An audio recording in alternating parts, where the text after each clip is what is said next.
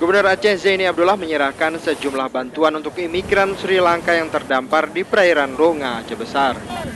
Gubernur juga memberikan 7 ton bahan bakar serta memperbaiki kapal dan mesin sesuai dengan permintaan imigran untuk melanjutkan perjalanannya kembali. Salah seorang perempuan Tamil yang menemui Gubernur Aceh juga mengeluhkan terkait kondisi kapal mereka.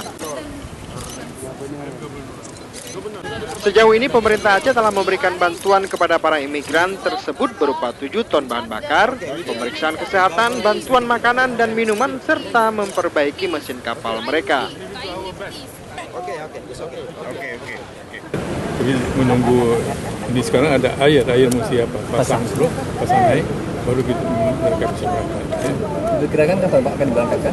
Segera mungkin begitu menunggu air.